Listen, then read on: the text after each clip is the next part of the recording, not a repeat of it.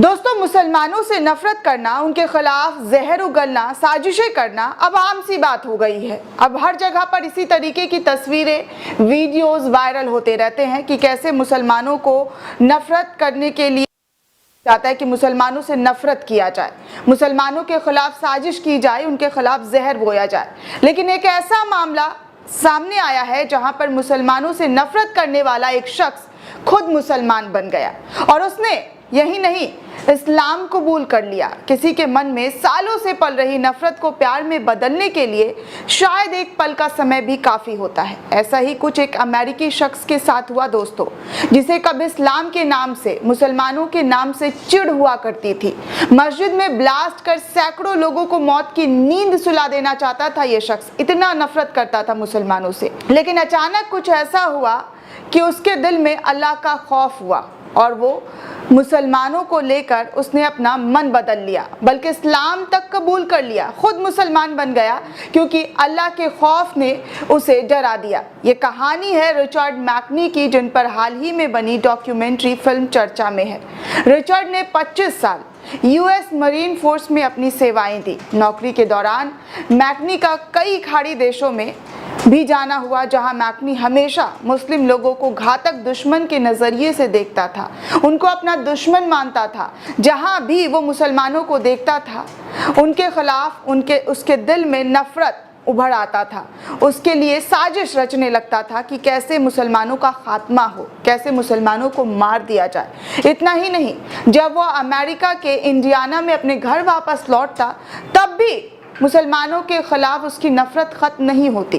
वो घर में भी बैठा मुस्लिमों से नफरत करता था। मैकनी की नफरत इतनी ज़्यादा बढ़ गई कि अगर वो किसी लोकल स्टोर में कोई हिजाब पहने महिला को देख लेता तो मैकनी की पत्नी उसका रास्ता बदलवा देती थी। इस कदर वो मुसलमानों से नफरत करता था। लेकिन बाद में मैकनी की नफरत का आलम ऐसा हो गया दोस्तों कि पत्नी ने भी उसका साथ छोड़ दिया था, क्योंकि वो इस कदर नफरत की आग में जल रहा था, इस तरह से डूब रहा था कि उसकी पत्नी ने भी उसका साथ छोड़ दिया। डॉक्यूमेंट्री के लिए दिए गए इंटरव्यू में मैकनी ने अपने दिए गए इंटरव्यू में बताया कि इंडियाना के मुंसी शहर में रहते हुए जब भी वो अपने घर से बाहर जाते थे तो उन्हें मजबूरन मुस्लिम लोगों को देखना पड़ता था। मैकनी को लगता था कि उनका देश और उनका शहर है, और यही सोच उन्हें उस पॉइंट तक ले गई जब मैकनी को लगने लगा कि अब इन लोगों को नुकसान पहुंचाना चाहिए। नफरत की आग में जल रहे मैकनी ने मस्जिद यानी कि इस्लामिक सेंटर में ब्लास्ट करने का मन तक बना लिया था कि मस्जिद में घुसकर वो बॉम्ब ब्लास्ट करेगा। मैकनी ने साल 2009 में शुक्रवार के दिन धमाका करने का मन बनाया, क्योंकि उस दिन काफ़ी संख्या में लोग मस्जिद के बाहर जमा होते हैं, मस्जिद में जाकर नमाज पढ़ते हैं। तो यही वो दिन मैकनी ने चुना था जहां पर वो बॉम्ब ब्लास्ट करने पहुंचा था। रिचर्ड मैकनी ने सोच रखा था कि उनके ब्लास्ट में कम से कम तो 200 लोग मारे ही जाएंगे और घायल भी होंगे। हालांकि मैकनी ने ऐसा कुछ भी नहीं किया, और इसके पीछे जो कारण था वो अल्लाह का खौफ था। वो वाकई चौंकाने वाला कारण था।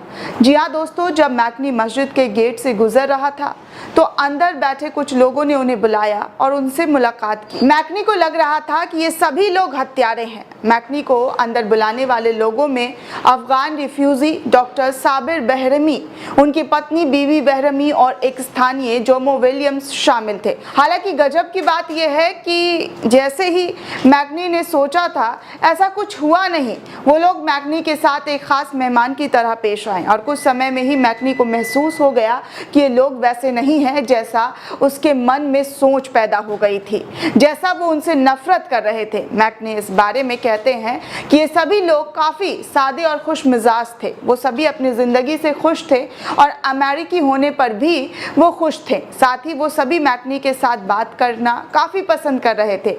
इस अनुभव ने मैकनी की सोच बदली और इसके बाद वो अक्सर मस्जिद जाने लगे। करीब 8 सप्ताह बाद उन्होंने इस्लाम कबूल कर लिया। दोस्तों मैकनी जब मस्जिद में ब्लास्ट करने जा रहा था तो उसने कभी ऐसा सोचा नहीं था कि वो खुद इस्लाम कबूल कर लेगा। लेकिन जैसे जैसे वो मुसलमानों से मिलने लगा, मुसलमानों से बात करने लगा, मस्जिद जाने लगा, उसकी सोच में बदलाव आने लगी। उसके बदलाव की वजह से उसने इस्लाम कबूल कर लिया, जिसके बाद वो मुंशी में इस्लामिक सेंटर के 2 साल अध्यक्ष भी रहे। रिचर्ड मैकनी के जीवन पर आधारित एक short film stranger at the gate भी बनाई जा चुकी है, जिसका डायरेक्शन जोशुआ सेफ्तेल ने किया था। बीते जून महीने में शॉर्ट फिल्म ने ट्रेमिको फिल्म फेस्टिवल में स्पेशल ज्यूरो मेंशन भी जीता था। अब 14 सितंबर से इस फिल्म को फ्री में यूट्यूब पर भी देखा जा सकता है। जोशुआ ने पहले मैकनी की लाइफ पर बने episode the secret life of Muslims का डायरेक्शन भी किया, जिसका प्रसारण CBS संडे मॉर्निंग पर हुआ था। इस शो को लाखों लोगों ने देखा, जिसके बाद जोशुआ को लगा कि इस विचार को और ज्यादा गहराई से सभी के सामने लाना चाहिए, लोगों तक पहुंचाना चाहिए। जैसा वो मुस्लिमों के बारे में सोचते हैं वैसा कुछ नहीं है। फिल्म के दौरान जोशुआ मैकनी के बारे में और ज्यादा जानना चाहते थे, साथ ही वो उन लोगों को लेकर भी जिज्ञासु था जिन्होंने सबसे पहले मैकनी को मस्जिद के अंदर बुलाया था और दयालुता दिखाई थी, उनसे बातचीत की थी। जोशुआ इस बारे में कहते हैं कि ये लोग ही इस स्टोरी के असली हीरो हैं। जोशुआ ने कहा था कि उस समय उन लोगों को अंदाजा नहीं था कि कुछ गलत होने वाला है और यहाँ तक कि वो डरे हुए भी नहीं थे, लेकिन उसके बावजूद भी उन्होंने मैकनी को गले लगाया। इन सब में लोगों में एक जादुई शक्ति थी और ऐसा करना एक कला है जो आजकल गायब हो चुकी है। दोस्तों, मस्जिद उड़ाने के प्लान बनाने के 13 साल बाद मैकनी आज भी मुस्लिम धर्म को अपनाए हुआ है।